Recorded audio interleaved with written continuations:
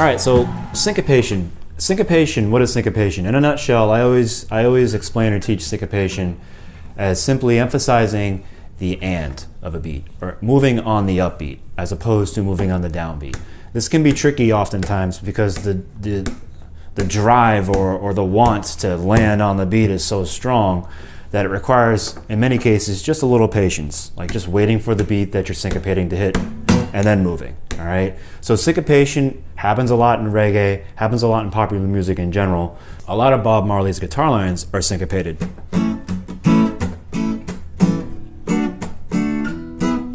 So in Stir It Up, all the guitar chords are landing on the and of their respective beats. 1 and 2 and 3 and 4 and 1 and 2 and 3 and 4 and.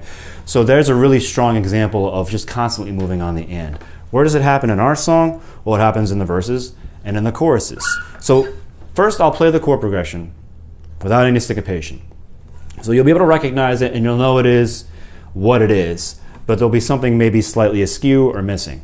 So this is the chord progression without any syncopation, every chord landing on the downbeat.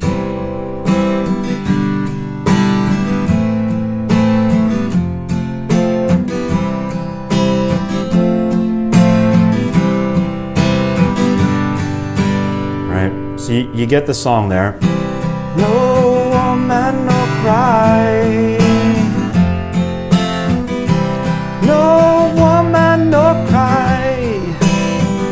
Right? But what he's doing with regard to that chorus is syncopating two of the chords to have them land on the and of the beats, kind of getting to them a hair earlier than you would if you weren't syncopating. And that would sound like this.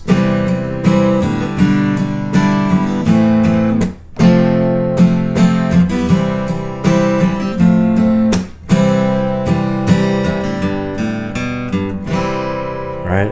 So those little movements, just those two little displaced chords, if you want to think of it as that, is one of the defining characteristics of the song. It's one of the elements that kind of makes it and not, you know, Let It Be or any other song that uses the 1, 5, 6, 4 and C.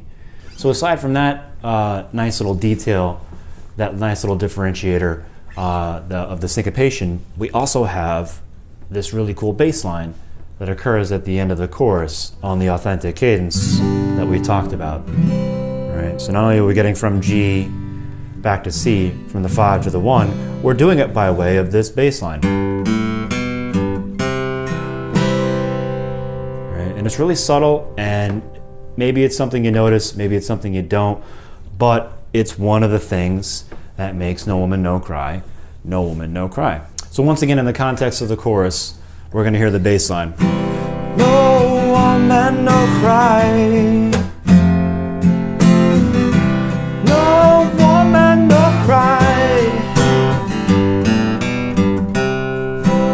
Alright, so going back into the verses you hear, or when the choruses loop again, you hear, it's there every time you get to the tail end of the chorus.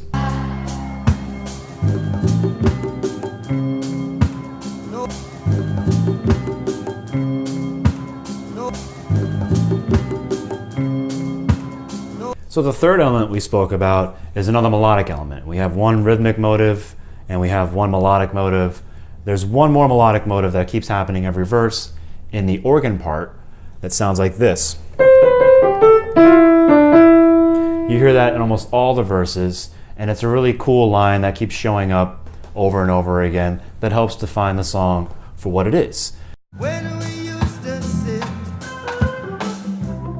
in the government yard, when we used to sit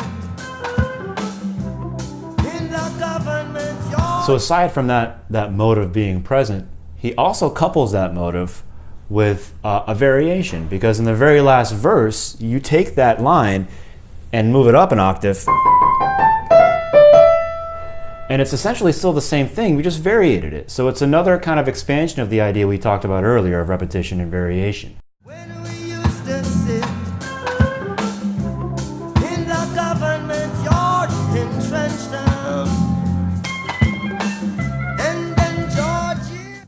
So there it is within the concept of a motive. And all the melodic motives we talked on, or touched on by the way, are all related to the C scale. So every note we came up with using notes that were just in the C scale because our song is in the key of C.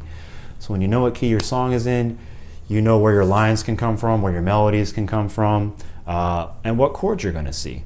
So if you don't know your scales, learn them. There's a reason like your teachers are always telling you learn your scales, learn your scales, learn your scales.